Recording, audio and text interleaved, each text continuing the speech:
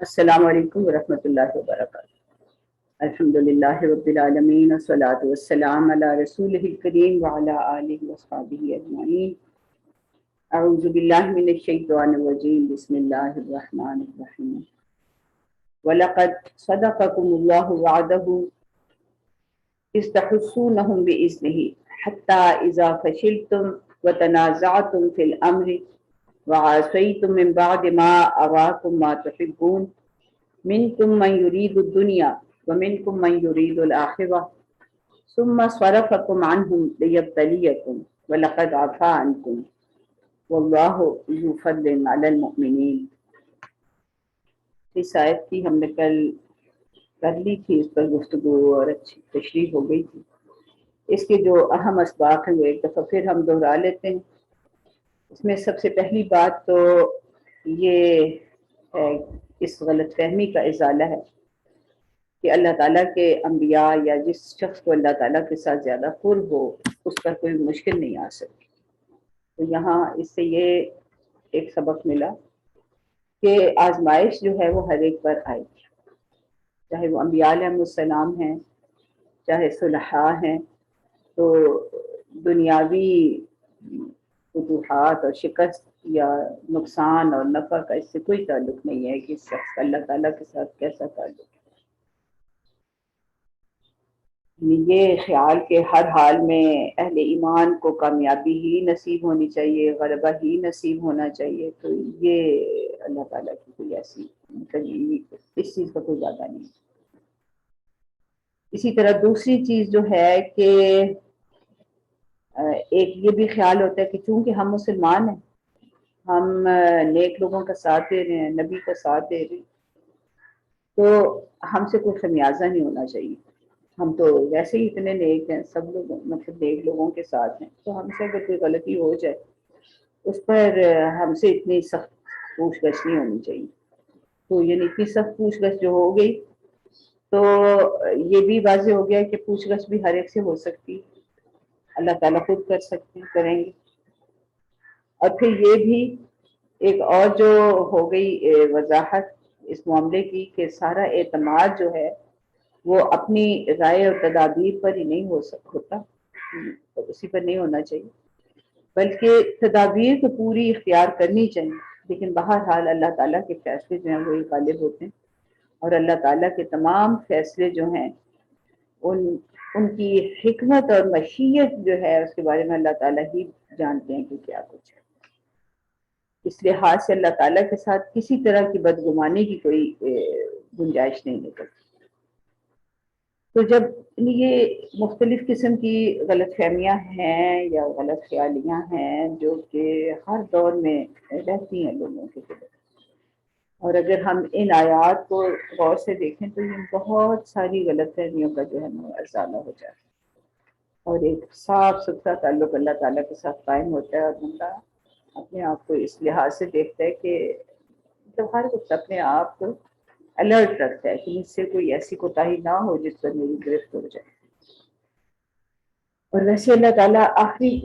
تسلی کتنی زیادہ دلا رہے ہیں نا کہ گرفت بھی ہو گئی،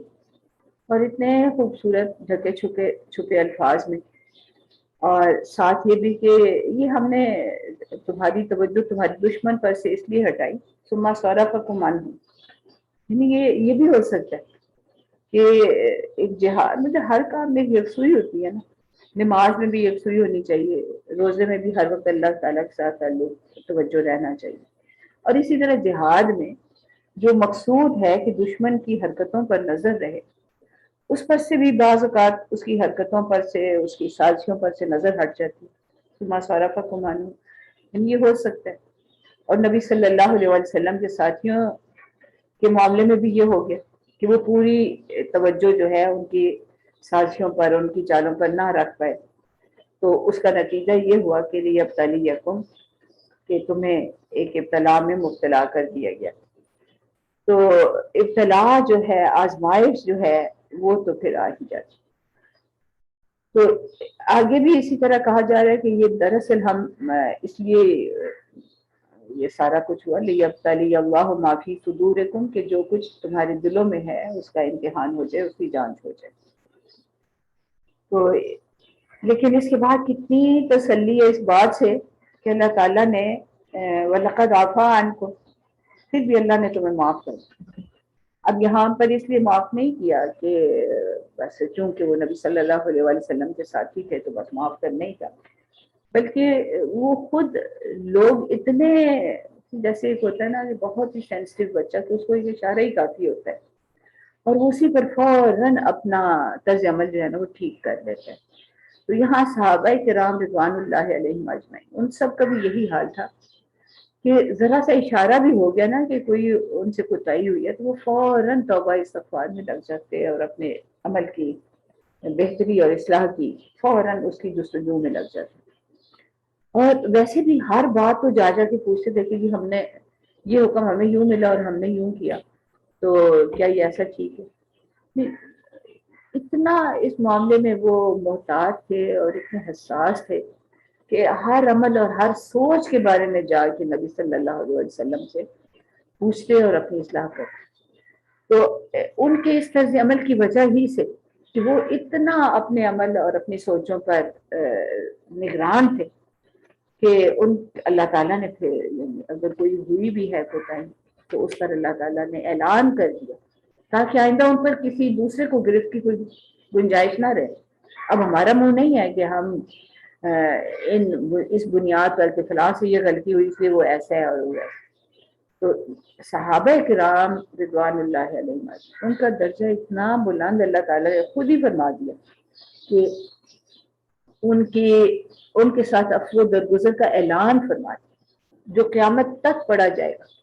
اور ایک جگہ نہیں بلکہ ابھی ہم آگے دیکھیں گے دوبارہ بھی، بلکہ مزید ابھی دیکھیں ذرا ان کے لیے کتنے شاندار الفاظ ہیں۔ پورا یہ رکوع یہ والا بھی اور اس سے اگلا بھی آپ دیکھیں کہ غلطیوں کی یا کوتاہی کی نشاندہی اپنی جگہ، لیکن اس کے ساتھ مہربانی اور رحمتوں کا بھی ایسے لگتا ہے کہ پوری بارش ہو رہی ہے، نزول ہو رہا ہے۔ صرف اتنا ہی نہیں کہ وَلَقَدْ عَفَا عَنْكُمْ، بلکہ وَاللَّهُ ذُو فَضْلٍ عَلَى الْمُؤْمِنِينَ، اللہ تو فضل والی ذات، اہل ایمان پر بڑا ہی فضل کرتا ہے، وہ انہیں چھوڑتا نہیں۔ ذو فضل، بڑا ہی فضل کرنے والی ذات، علی المؤمنین، ایمان لانے والوں پر۔ اب دیکھیے یہ ان کے ایمان کی بھی شہادت ہوگی کہ ہے تو وہ صاحب ایمان، ان کے ایمان میں کوئی کمی نہیں، کوئی اس میں کوتاہی نہیں، ان کا اللہ تعالیٰ کے ساتھ تعلق میں کوئی کوتاہی نہیں ہوئی، وہ اللہ تعالیٰ کے ساتھ محبت کے بڑے اونچے درجے پر فائز ہیں۔ تو واللہ ذو فضل علی المؤمنین، تو یہ ان کے ایمان کی بھی گواہی ہو گئی۔ پھر آگے غزوہ احد کے میں جو کچھ معاملہ ہوا پھر اس پر مزید گفتگو ہوتی ہے۔ اس تو سعیدون ولا تلوون،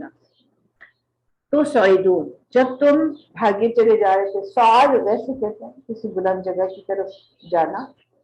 تو یا گھاٹی پر چڑھنا یا دشوار اور کسی مشکل کام کو کرنا، اس کے لیے بھی صعد کا لفظ بولا جاتا ہے۔ پھر بھاگنے میں تیزی دکھانا۔ اب جب اچانک حملہ ہوا اور لوگوں نے اپنے ہتھیار رکھ دیے ہوئے تھے تو اب یا تو ایک دم گھبراہٹ اتنی طاری ہو گئی کہ سمجھ ہی نہیں آئی کہ ہوا کیا، یہ اچانک کوئی حملہ کر بیٹھے تو ایک دم تو سمجھ ہی نہیں آتی کہ ہوا کیا، سمجھنے میں کچھ لمحے لگتے ہیں۔ تو کچھ ایسی ہی کیفیت اس وقت ہوئی۔ اس تو سعیدون، یعنی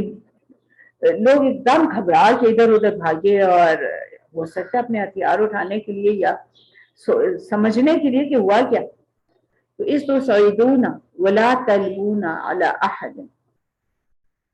ولا تلوون علی احد، تلوون کہتے ہیں کہ توجہ کرنا، مڑنا یا اپنے آپ کو پلٹ کر دیکھنا۔ تو یہاں تلوون، یہ تلوون جو ہے یہ زبان کے استعمال میں بھی آتا ہے کہ زبان جو ہے وہ تو باتوں کو گھما پھرا کر کے کرے۔ تو ولا تلوون علی احد، یہاں پہ پوری باڈی کے بارے میں یا حرکت کے بارے میں بات ہو رہی ہے کہ ولا تلوون علی احد، اور تم کسی ایک طرف مڑ کر نہیں دیکھ رہے، یعنی ایک دم کچھ ایسا گھبراہٹ طاری ہوئی کہ لوگ اندھا دھند ادھر ادھر بھاگے اور کچھ سمجھ نہیں آ رہی تھی۔ اور مطلب یہ اس انتشار یا اس گھبراہٹ کا ایک بڑا ہی خوبصورت اللہ تعالیٰ نے اس کی تصویر کشی کی ہے، اس دو سعیدون ولا تلوون علی احد، کہ تم کسی طرف تمہاری توجہ ہی نہیں، بس سارے کو. پھر یہ پڑی تھی کہ غالباً یا تو یہ تھا کہ اب میں نے کیا کرنا ہے، یا تو یہ سوچ تھی، یا جیسے بندہ اپنی جان بچانے کے لیے کرتا ہے، یا اپنے تحفظ کی خاطر، یا سوچنے کی خاطر. ولا تلوون علی احد، یعنی اب یہاں پر کسی کو یعنی کسی دوسری طرف توجہ کرنے کی کوئی ہوش نہیں تھی. تو اس کا ترجمہ یہی کیا جا رہا ہے کہ جب تم منہ اٹھائے بھاگے جا رہے تھے اور کسی کی طرف مڑ کر بھی نہیں دیکھتے تھے، یا یہ کہ جب تم بھاگے چلے جا رہے تھے اور کسی کی طرف پلٹ کر دیکھنے تک کا ہوش تمہیں نہیں تھا. والرسول یدعوکم فی اخراکم، اور رسول تمہیں پیچھے سے پکار رہے تھے. فَأَصَابَكُمْ غَمًّا بِغَمٍّ، پس تم پر آ گیا غم پر غم. اصابہ آ جانا، غمم بغمن غم پر غم. اب یہ صورت کچھ ایسی ہوئی کہ رسول اللہ صلی اللہ علیہ وسلم کو اللہ تعالیٰ نے کمال درجے کا ضبط عطا فرمایا تھا. ظاہر ہے وہ ان کی تو شان ہی بہت بلند، ان پر وہ گھبراہٹ طاری نہیں ہوئی، ان پر وہ سراسیمگی طاری نہیں ہوئی، اور وہ پوری سچویشن کو سمجھے ہوئے تھے، اس کو کنٹرول میں رکھے ہوئے تھے. اور وہ لوگوں کو پیچھے سے بلا رہے تھے کہ بھائی اور ادھر قائم رہو، بھاگنے کی کوئی بات نہیں، اور مطلب مقابلہ کرتے ہیں. تو ہوا یہ کہ صورت کچھ ایسی تھی کہ اس وقت جب ایسی افراتفری کا سما ہو تو سمجھ ہی نہیں آتی کہ کون کیا کہہ رہے، آواز ہی نہیں آتی، اور آوازیں اتنی ہوتی ہیں کہ بیچ میں سے پہچانے ہی نہیں جاتی. تو کچھ ایسا ہی معاملہ ہوا کہ نبی صلی اللہ علیہ وسلم کی آواز پر توجہ ہی نہ ہو سکی. کہاں تو وہ صحابہ کرام جو اشاروں پر چلتے ہیں، اشاروں کو پہچانتے ہیں، اور کہاں یہ صورت کہ آواز ہی نہیں آ رہی ہوتی، یا ان کی آواز پر توجہ ہی نہیں ہو پا رہی. تو یہ جو ہے نا یہ عجیب ہی صورتحال ہوئی. تو اس پر ایک غم تو یہ ہوا غمم بغم، غم پر غم. تو جو مفسرین لکھتے ہیں وہ یہ کہ ایک غم تو یہ تھا کہ نبی صلی اللہ علیہ وسلم کو غم ہوا کہ میں بلا رہا ہوں کہ اور لوگ جو ہیں وہ پلٹ کر دیکھ نہیں رہے. اور دوسرا غم یہ کہ صحابہ کرام کو بھی جب بعد میں یہ احساس ہوا کہ یہ تو ہم سے بڑی میدان جنگ سے بھاگنا یا اس میں اس حال میں مبتلا ہونا یہ جو ہے بہت شدید بات ہے. اس پر انہیں غم ہوا. یعنی ایک تو غم جو تھا نا اندرونی غم تھا، اپنے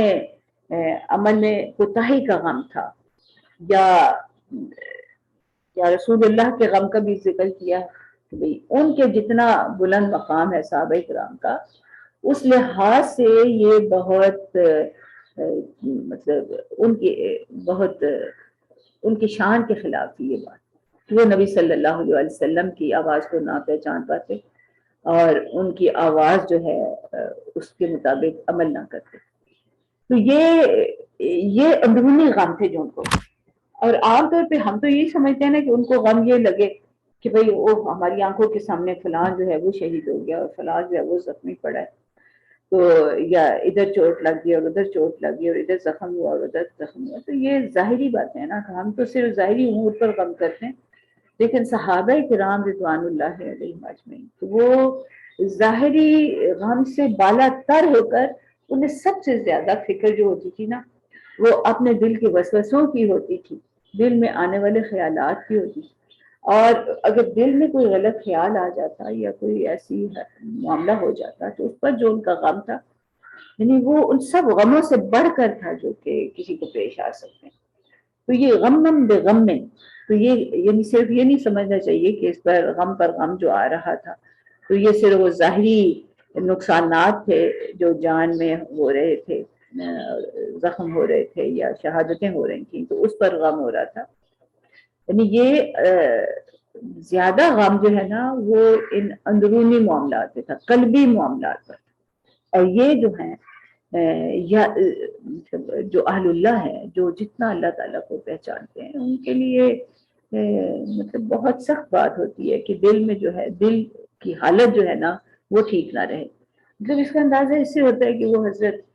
حنظلہ کی جو روایت ہے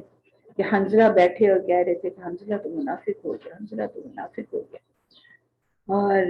حضرت ابوبکر صدیق رضی اللہ تعالیٰ عنہ نے ان کو دیکھا، ان کہ حنظلہ یہ آپ کیسی بات کر رہے ہیں، آپ کے اخلاص میں تو کوئی شبہ نہیں۔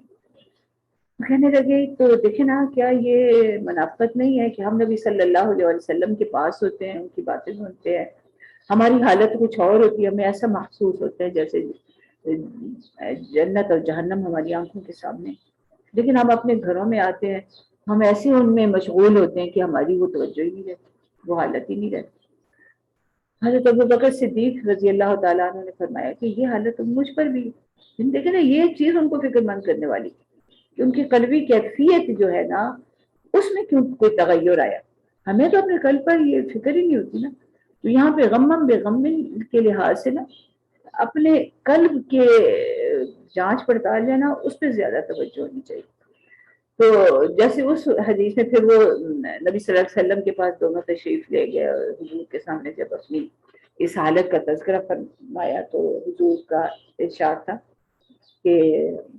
آپ لوگ صحیح کہتے ہو کہ ایسا ہی ہوتا ہے، لیکن اگر اپنے گھروں میں بھی جا کر آپ کی وہی حالت رہے جو میرے قرب میں ہوتی ہے تو پھر تو فرشتے جو ہیں وہ بازاروں میں اتر کر آپ سے مصافحہ کریں۔ یہ حالت تو بڑی بہت اونچے درجے کی حالت ہے کہ ہر حال میں بندہ جو ہے نا وہ اس بس ایسے ہی رہے کہ بس جیسے اس کے سامنے ہے جنت اور جہنم اور اللہ تعالیٰ کی رضا کی ہر وقت فکر۔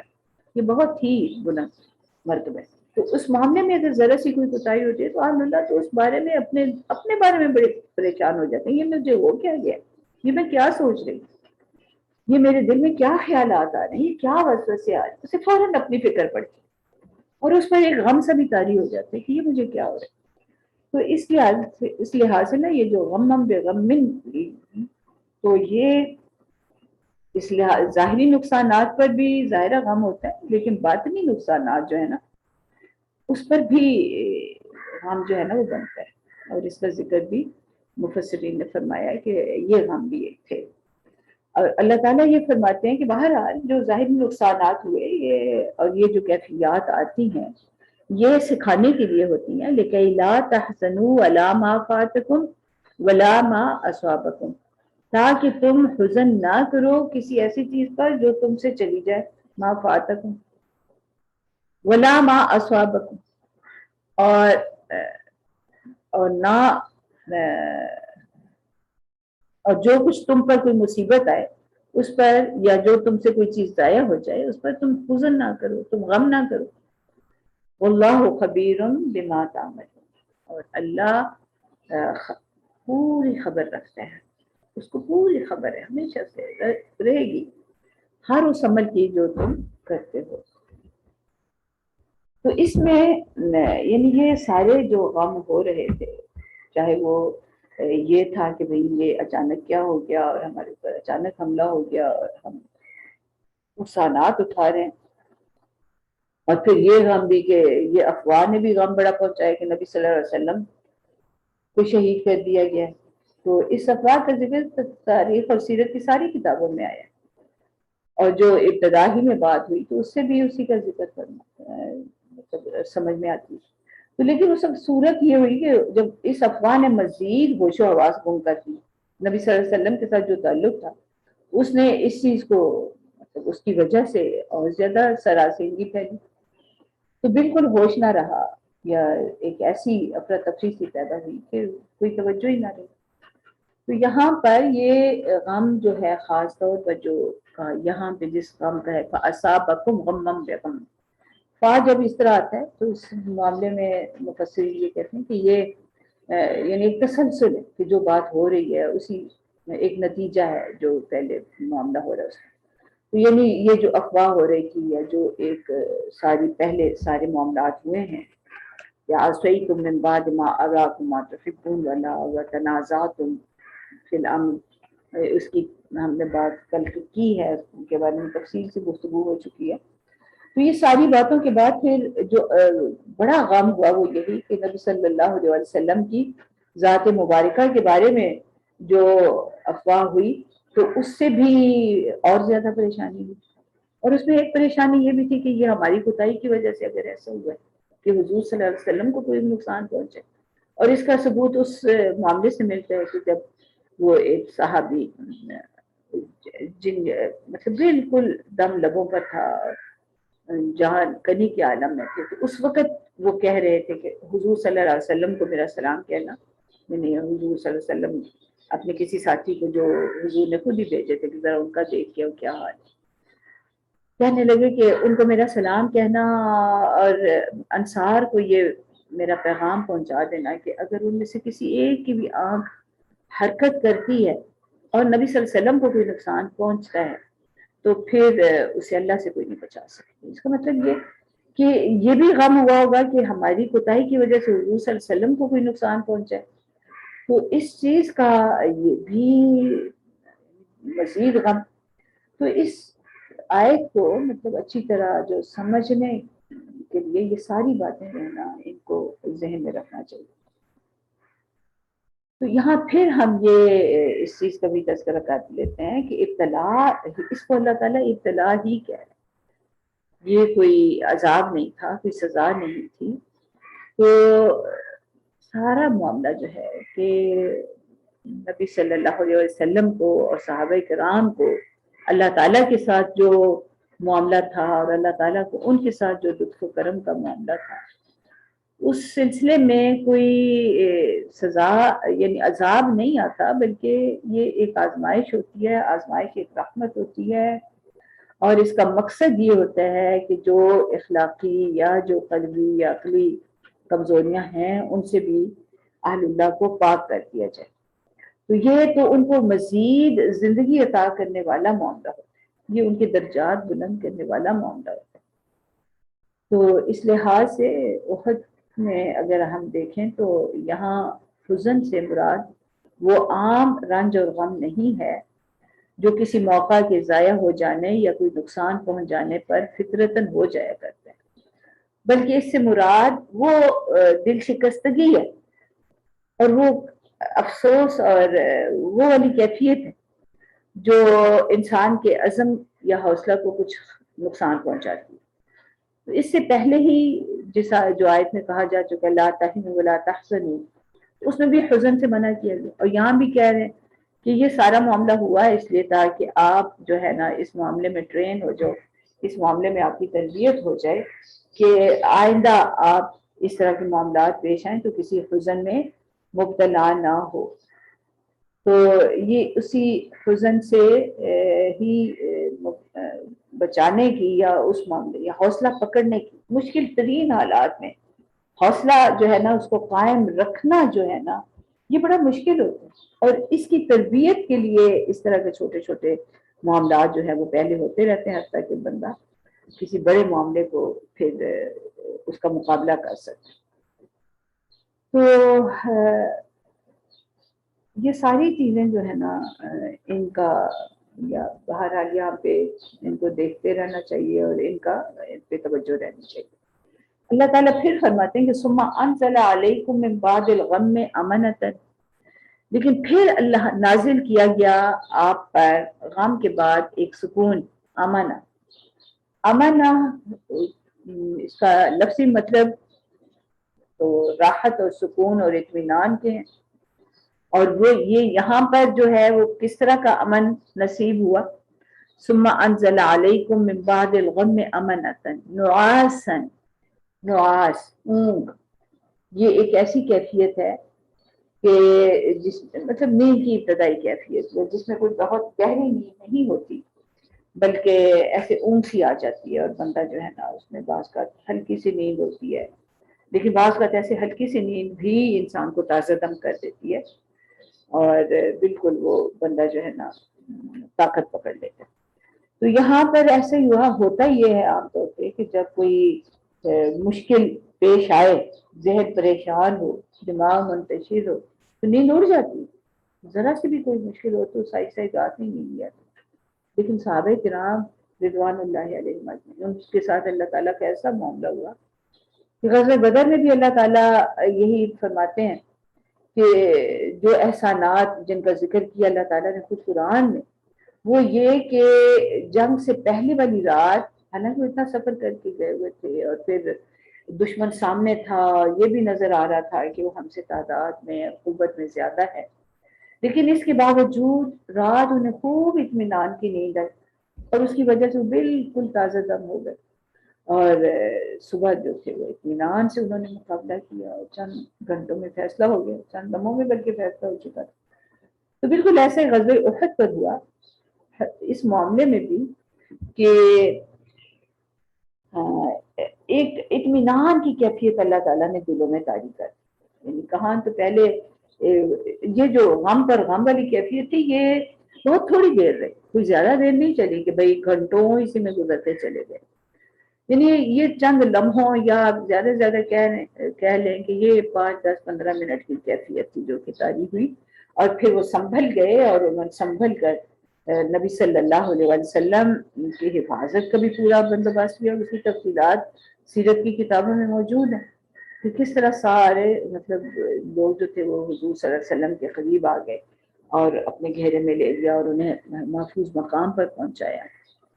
اور اسی طرح باقی لوگ بھی پھر اپنی اپنی جگہ پہ قائم ہو گئے، اور حتیٰ کہ پھر اس طرح انہوں نے مقابلہ کیا کہ دشمن کو بھاگتے ہی بنی اور وہ بھاگ نکلا۔ تو یعنی کچھ ایسی کیفیت نہیں تھی کہ اتنی گھبراہٹ طاری ہو جاتی کہ بس وہ کچھ کرنے کے قابل ہی نہ تھے، بلکہ اور اس کے بعد بھی کچھ ایسی کیفیت ہوئی کہ حضرت ابو طلحہ انصاری کی یہ روایت آ رہی ہے، وہ کہتے ہیں کہ ایسے مطلب میدان جنگ میں بھی کچھ ایسی کیفیت طاری ہوئی کہ جیسے جھونکا سے نیند کا آیا، اور جیسے ہاتھ سے جو ہے نا ہتھیار جو ہے وہ گرنے والا ہو گیا، لیکن وہ ایک آدھ جھونکے نے انہیں بالکل تازہ دم کر دیا، اور ہو سکتا ہے بعد میں بھی اچھی نیند آ گئی ہو، یا نعاس یعنی نعاسن یغشا طائفۃ منکم، نعاسن یغشا طائفۃ منکم، کہ تم میں سے ایک گروہ پر تو اطمینان کی یہ حالت کہ وہ بالکل مطمئن ہو گیا اور اس پر یغشا چھا گئی، یعنی یہ امن والی کیفیت، یہ نعاس جو ہے تم میں سے ایک گروہ پر یہ چھا گئی، وَطَائِفَةٌ قَدْ أَهَمَّتْهُمْ أَنفُسُهُمْ يَظُنُّونَ بِاللَّهِ غَيْرَ الْحَقِّ ظَنَّ الْجَاهِلِيَّةِ، اور کچھ کمزور ایمان والے ایسے لوگ بھی تھے اس گروہ میں، یعنی جس طرح ظاہر ان میں سے وہی لوگ ہوں گے جو پہلے بھی یہ کہہ رہے تھے کہ بھئی ہم کیسے مقابلہ کر سکتے ہیں، تو نہ ہی جائیں تو ٹھیک ہے، تو جن دو گروہوں کا ذکر آیا پہلے، ہو سکتا ہے انہی میں سے کچھ لوگ ہوں کہ جن کے بارے میں اللہ تعالیٰ کہہ رہے ہیں کہ یظنون قد اہمتہم انفسہم، کہ جن کو ساری اہمیت جو تھی وہ اپنے نفس کی تھی، یعنی ساری فکر اپنی تھی، بس وہ اپنی فکر میں مبتلا تھے۔ دیکھیں نا، ایک طرف صحابہ کا وہ گروہ ہے کہ جو اس وقت بھی نبی صلی اللہ علیہ وسلم کی حفاظت انہیں سب سے بڑھ کر پھر مقصود ہوئی اور اس کا انتظام انہوں نے کیا، اور دوسری طرف اللہ تعالیٰ فرماتے ہیں کہ اس گروہ میں بھی ایسے کچھ لوگ تھے جنہیں اس حال میں بھی صرف اپنی فکر کی، اپنی جان بچانے کی پڑی، تو یظنون باللہ غیر الحق ظن الجاہلیہ، اور اللہ کے بارے میں انہوں نے جاہلیت والے گمان جو ہیں وہ کیے۔ اب جاہلیت والے گمان جو ہیں یہ کون سے ہو سکتے ہیں؟ یہ یعنی کوئی بندہ اسلام قبول کر لے، لا الہ الا اللہ کہہ دے، اور پھر وہ اللہ کے بارے میں یہ گمان رکھے کہ اللہ اس کی مدد نہیں کرے گا، یا اللہ تعالیٰ اس کی حفاظت نہیں کرے گا، یا اللہ نے اس کو چھوڑ دیا ہے، یہ جو ہے نا کچھ ایسے خیالات جو ہے نا یہی جاہلیت والے خیال، تو یہ ایمان کے ساتھ اس طرح کے اگر خیالات آتے ہیں، اس کو اللہ تعالیٰ فرماتے کہ یظنون باللہ غیر الحق، اللہ کے ساتھ ایسے گمان کرتے ہیں جو بالکل خلاف حق ہے، اور ظن الجاہلیہ بلکہ جاہلیت کے خیالات ہیں۔ تو بندہ مومن جو ہے وہ اللہ تعالیٰ کے ساتھ ہر حال میں بڑی ہی خوشگمانی رکھتا ہے، بڑے اچھا تصور رکھتا ہے، بڑا اچھا اللہ تعالیٰ کی ذات پر اسے بھروسہ ہوتا ہے۔ تو جن کو جو کمزوری کا اظہار ہوا اور انہوں نے یہ کہا یقولون، یعنی ان کا اس تو کمزوری کا اظہار تھا یا ان کا خلاف حق جو گمان اللہ کے بارے میں کیا، تو وہ کیا تھا؟ وہ صرف اتنی سی بات کہ یقولون هل لنا من الامر من شیء، کہنے لگے کہ اب بھلا اس صورت حل لنا من الامر، کیا اس معاملے میں ہمارا بھی کوئی ہاتھ ہے؟ یعنی کیا ہم بھی کچھ کر سکتے ہیں؟ یعنی اس کام کے چلانے میں ہمارا بھی کوئی حصہ ہے؟ قل ان الامر كله للہ، آپ کہہ دیجئے، انہیں بتا دیجئے کہ تمام معاملات جو ہیں وہ اللہ ہی کے ہاتھ میں ہیں، سب معاملات، ان الامر بے شک، تمام معاملات، کلو سارے کے سارے، للہ اللہ ہی کے ہاتھ میں ہے۔ تو یہ بھی ہے، یعنی انہیں گویا کہ یہ واضح کر دیا گیا کہ اللہ تعالیٰ ہی سارے معاملات کو اپنے کنٹرول میں رکھتے ہیں، اور کسی کو اگر کوئی نقصان پہنچ رہا ہے یا نفع پہنچ رہا ہے تو یہ کوئی اپنی تدبیروں کی وجہ سے نہیں ہوتا، بلکہ یہ سب اللہ تعالیٰ کے فیصلوں کے تحت ہی ہے۔ تو اس میں جیسے ہم نے کل بھی سورہ حدید کی اس آیت کا ذکر کیا تھا، اس میں بھی جو ہے کہ اللہ تعالیٰ نے پہلے سے معاملات طے کیے ہوئے ہیں۔ تو مسئلہ گویا کہ بات یوں ہوئی کہ اگر کوئی یہ کہے کہ بھئی وہ ہماری رائے پر عمل ہو جاتا تو ہم ایسا نقصان نہ اٹھاتے، یعنی کچھ لوگوں کے ذہن میں ہو سکتا ہے یہ آیا ہو کہ اگر ہم قلعہ بند ہو کر لڑائی کرتے تو شاید اس نقصان سے بچ جاتے، یا ہو سکتا ہے کوئی اور بات آئی کہ لوگ فلاں نے میری بات نہیں مانی اس لیے نقصان ہوا، کوئی اس طرح کے خیالات آئے ہوں۔ تو یہ جو خیالات ہیں، یعنی یہاں بھی اصل چیز جو ہے نا وہ ساری وہ جو ذہن میں خیالات ہیں انہیں پر یہ ساری گرفت ہوئی۔ تو مطلب یہ کہ تم جو مرضی کر لیتے، جو نقصان، جو زخم، جو موت مقدر میں ہے وہ تو ہو کے رہتی، اور تمہاری کوئی تدبیر تمہیں موت کے منہ میں جانے سے نہ بچا سکتی، بلکہ جس طرح آگے اس چیز کی مزید وضاحت ہے کہ جب موت کا وقت آ جاتا ہے تو جگہ، وقت اور کیسے مرنا ہے وہ سب معاملے جو ہے نا وہ طے شدہ ہیں، کب مرنا ہے، کس طرح مرنا ہے، کہاں مرنا ہے، بأی ارض تموت، یہ بھی فیصلہ ہو چکے ہیں، ساری چیزیں جو ہیں۔ تو اللہ تعالیٰ فرماتے ہیں کہ چاہے جتنے مرضی مضبوط قلم میں بندہ ہو، وہ اپنی موت کے مقام پر پہنچ کر ہی رہتا ہے، اور کوئی شخص جو ہے نا اپنے آپ کو اس سے بچا نہیں سکتا۔ تو یہ بس ایک حسرت ہی رہ جاتی ہے کہ ہم یہ کر لیتے تو ایسا نہ ہوتا، فلاں کر لیتے تو نہ ہوتا۔ تو یہ اس طرح، یعنی اس طرح کی گفتگو جو ہے یہ گویا کہ غیر الحق ہے، یہ گویا کہ اللہ تعالیٰ کے ساتھ ایک بدگمانی۔ اللہ تعالیٰ فرماتے ہیں کہ یخفون فی انفسہم ما لا یبدون لک، کہ انہوں نے اپنے دلوں میں وہ بات چھپائے ہوئے تھے جو اسے آپ پر وہ ظاہر نہیں کر رہے تھے، ما لا یبدون لک،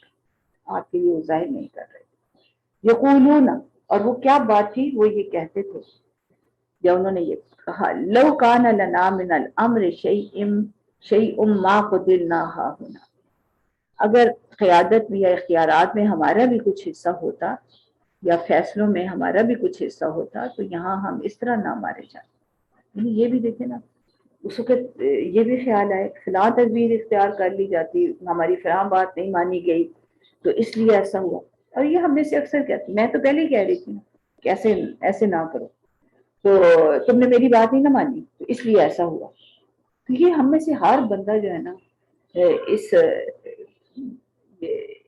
اس غلط فہمی میں مبتلا ہے کہ میری رائے بڑی ٹھیک ہوتی ہے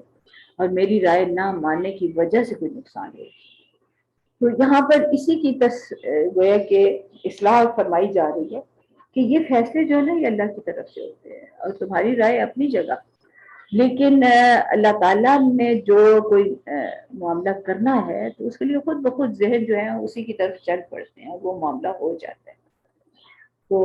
یہاں پر اسی بات کی کہ اگر تمہارا یہ خیال ہے کہ تمہاری کسی تدبیر پر عمل ہوتا تو ماں کو دل نہ ہونا، تو ہم اس طرح یہاں مارے نہ جاتے۔ تو فرماتے ہیں کہ قُل لَوْ كُنْتُمْ فِي بُيُوتِكُمْ، آپ انہیں بتا دیجئے کہ اگر تم اپنے گھروں میں بھی ہوتے، لَبَرَزَ الَّذِينَ كُتِبَ عَلَيْهِمُ الْقَتْلُ إِلَىٰ مَضَاجِعِهِمْ، لَبَرَزَ الَّذِينَ، تو جن لوگوں کی لبرز الذین نکل آتے وہ لوگ، بارہ جو ہے ویسے خاص طور پہ یہ کھلی جگہ پر نکل کے آنے کے لیے ہوتا ہے کہ بندہ، اور عام طور پہ دعوت مبارزت دینا جو ہے یہ لڑائی کے لیے دعوت دینے کے بارے میں بولا جاتا ہے کہ بندہ جو ہے وہ اپنے گھر سے نکل کر کسی کھلی جگہ پر آ کے کسی دشمن سے مقابلہ کر رہا ہے، تو بارزہ، تو یہاں پر اس چیز کو کہا جا رہا ہے کہ لبرز الذین، تو تم اپنے گھروں سے نکل کے آتے، کھلی جگہ پہ آ جاتے، اور کتب علیہم القتل، اور جو لکھی گئی ہوتی یہ جو موت قتل تمہارے ان لوگوں پر الی مضاجعہم، تو وہ اپنی قتل گاہوں کی طرف نکل کر آتے۔ اب یہاں پہ مضاجع یہ ویسے تو یہ لفظ اپنے بیڈ رومز کے لیے بولا جاتا ہے، لیکن یہاں پہ اس مقرر جگہ کے لیے کہ جہاں پر اب گویا کہ موت آنی ہے۔ تو اب یہاں پر بہرحال جو بھی معاملہ ہوا اس میں اہل ایمان کا ایک گروہ جو تھا وہ تو دل جمعی اور مضبوط ایمان کے ساتھ اپنی جگہ پر قائم رہا، دوسرا گروہ جو تھا وہ اسے اپنی جان کی پڑی تھی اور بدگمانیاں آ رہی تھی،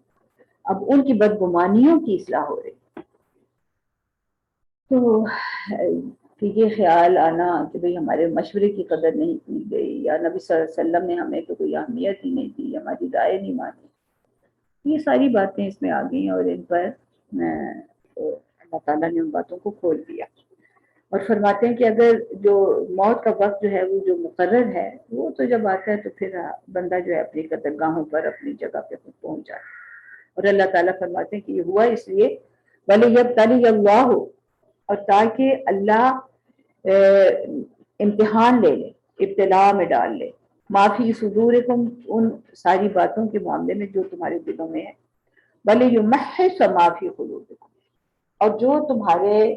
دلوں میں ہے اس کو چھانٹ کر الگ کر دے۔ محفظ کا مطلب ہوتا ہے کہ بالکل صاف کر کے علیحدہ کر دینا، کسی چیز کو کھوٹ اور عیب سے بالکل پاک کر دینا، یعنی گڑمٹ ہوا ہوا ہے، پہلے سمجھ نہیں آ رہی بات تو اب وہ بالکل صاف بات ہے، یہ لفظ پہلے بھی آ چکے، اور اس میں بھی یہی تھا کہ اللہ تعالیٰ کیا اس سارے معاملے سے اصل حکمت جو تھی، یعنی سارا کچھ جو ہوا وہ اللہ تعالیٰ کی حکمت کے تحت میں ہی ہوا ہے، تو اس کا مقصد ہی وہ ساری ان غلط فہمیوں کا ازالہ تھا، اور دوسرا مقصد جو تھا وہ یہ تھا کہ اہل ایمان جو ہیں، خالص لوگ جو ہیں وہ جو ہے وہ بالکل واضح ہو جائے کہ کون لوگ جو ہیں اپنے ایمان اور عمل کے لحاظ سے خالص ہیں، اعلیٰ درجے پر فائز ہیں، اور جن کے دلوں میں کھوٹ ہے یا جو کمزور لوگ ہیں وہ اپنی اصلاح کی طرف متوجہ ہوں۔ واللہ علیم بذات الصدور، اور اللہ تو علم رکھتا ہے دلوں کا حال، بذات الصدور، تمام دلوں کا حال جو ہے نا وہ جانتے ہیں۔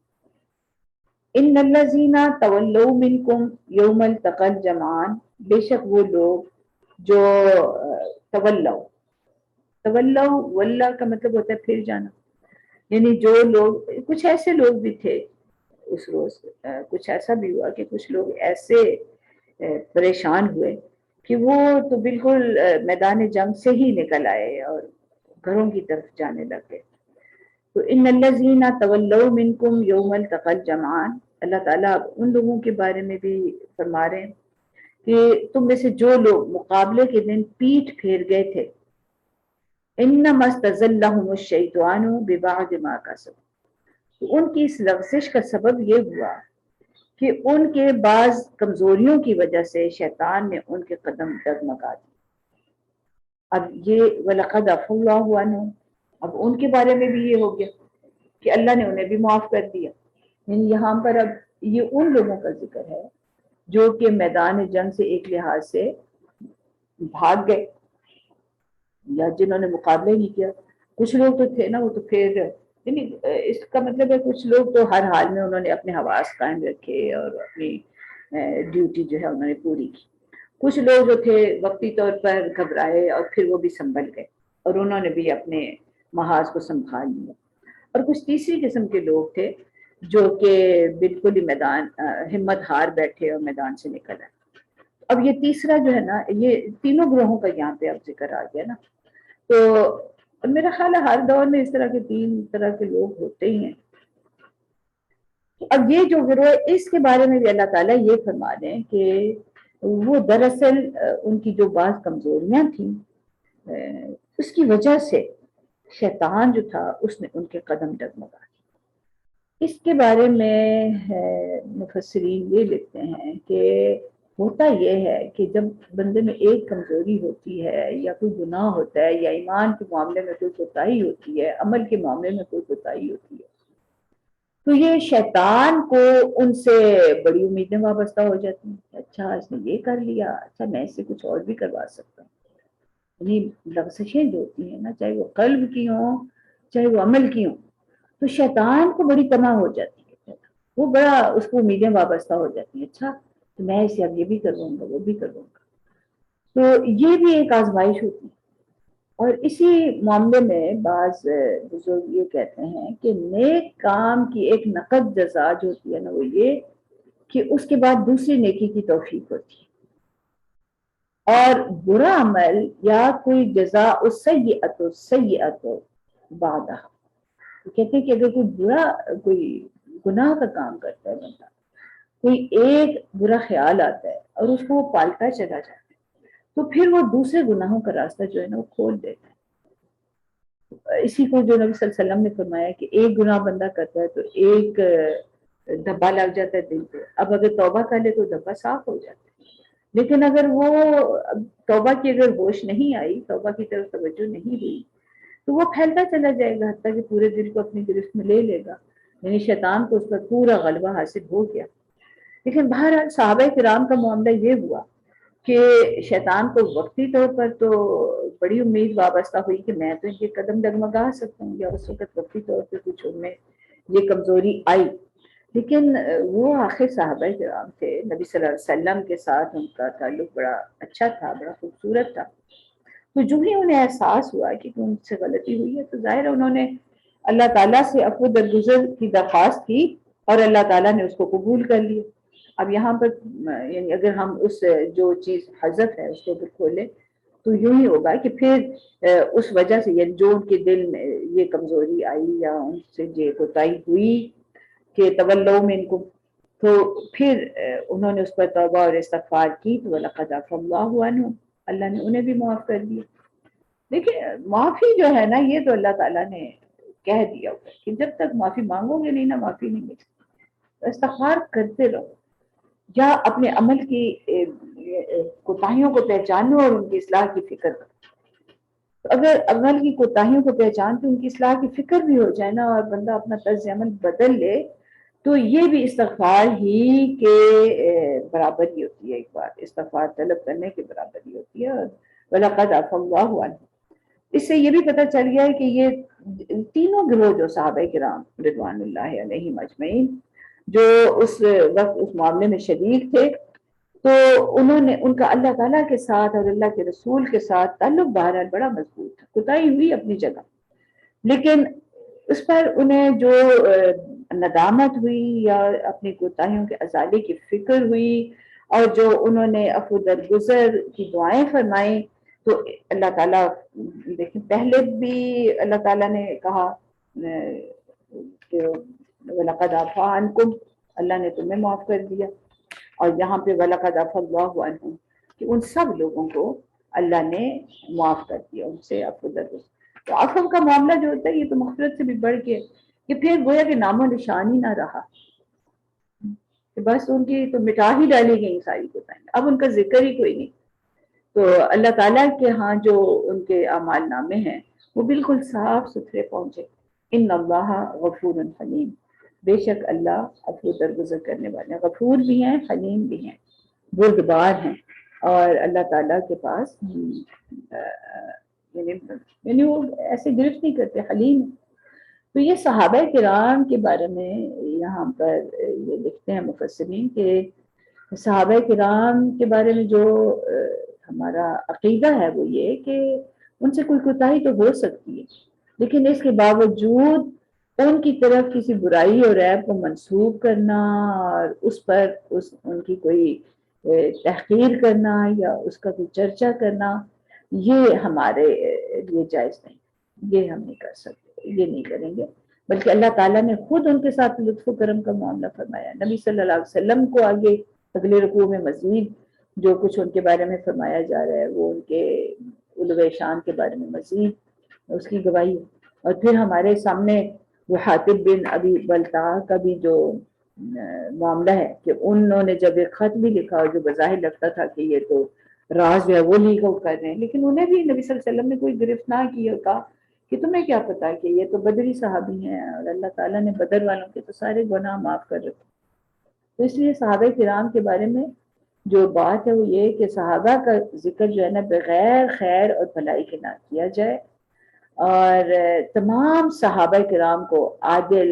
اور ثقہ جو ہے نا وہ مانا گیا ہے، ان کی تعظیم واجب ہے، اور ان کے بارے میں کسی طرح کی کوئی ایسی بات کرنے سے بہت احتیاط ضروری ہے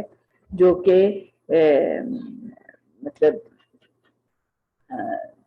جو گستاخی کے معنوں میں آئی ہے۔ ابن تیمیہ رحمۃ اللہ علیہ نے اپنے عقیدہ واسطیہ ان کی کتاب ہے، اس میں اس چیز کے بارے میں بڑی تفصیل سے وہ کہتے ہیں کہ صحابہ کرام کے درمیان جو اختلافات ہوئے یا ان سے اگر کوئی کوتاہیاں ہوئیں تو اس میں ان میں سے زیادہ تر تو جھوٹی ہیں، غلط ہیں، جو ویسے ہی اڑائی گئی ہیں۔ تو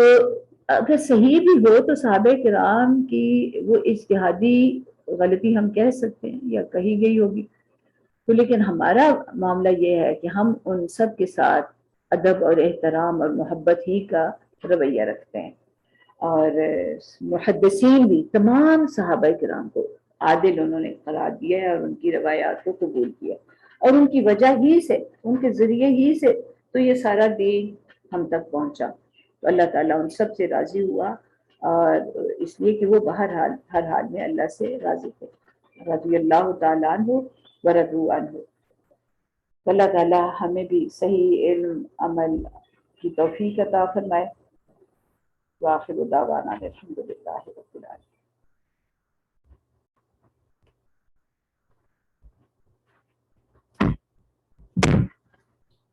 بسم اللہ الرحمن الرحیم۔ اللہم انت السلام ومنک السلام تبارک یا ذا الجلال والاکرام۔